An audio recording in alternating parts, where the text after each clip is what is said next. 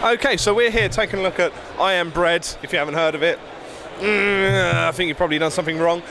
So, for those that don't know, the uninitiated, give us a little outline around the game. Alright, so I Am Bread, you play as like a sentient slice of bread who his one goal in life is to become toast. That is the entire premise of the game. And we put you in all sorts of environments, and the player's goal is how are you going to become toast in this space? And that's it. That's the premise of the game. Yeah, it's oddly simplistic, but not quite so with the control scheme. It's a little more complex, right? Yeah, exactly. I mean, like we did with kind of surging, which is take something and think about how you would control that. So for me, I like the challenge of being, if a bread could move, how would it move? You know, it's not just gonna slide around and then you press A to jump and stuff. No, you're gonna have to properly manipulate this piece of bread, and how's the best way to do it. And naturally, there's a certain challenge to it, but you see people get kind of pretty good at it, and that's kind of what was exciting for me anyway. Yeah, I suppose once you kind of get into a rhythm, right, you're working with it. You watch those speedrunners, and they're doing it way faster than I ever could, and they make it look like some sort of Assassin's Creed stuff is going down. Like they're just like flinging themselves across all these gaps and stuff, and that's when you're like, yep, that's cool. That's it. So, I mean, it does beg the question, really. How on earth do you come up with a concept? I mean, obviously, Surgeon Simulator is kind of a little more straightforward, it makes a little more sense, but was this like a 2 o'clock in the morning realization, I must make something about bread products? For me, it gave me everything I wanted from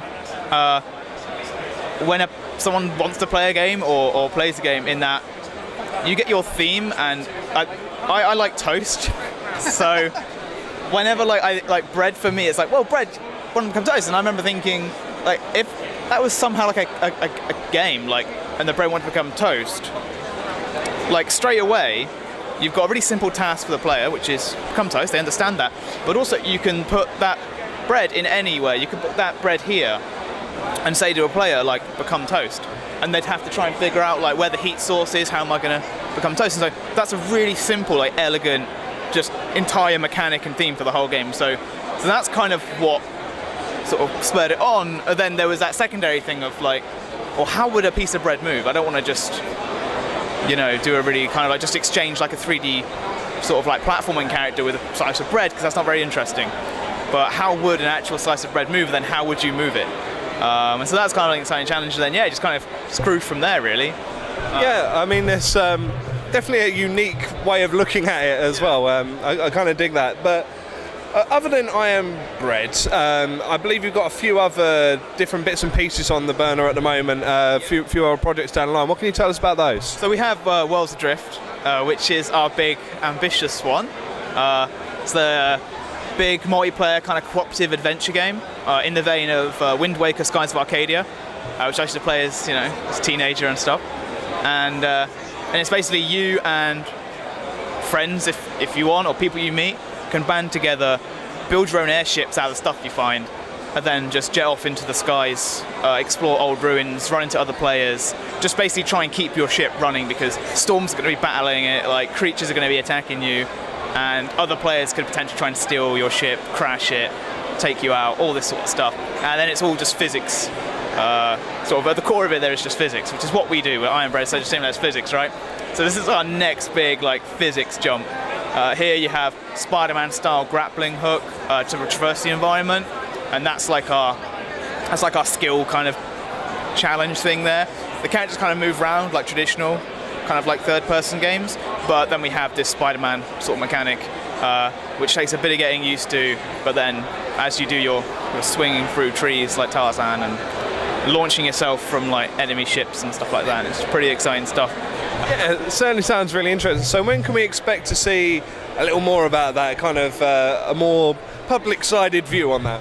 Well, we're obviously we've got a few trailers out there at the moment. We are kind of talking about it. If you go to like worldsadrift.com, you can actually just sign up and get like the latest newsletters and blog posts and videos. But then it also gives you a chance to get into like alphas and betas that we have kind of coming up for this year.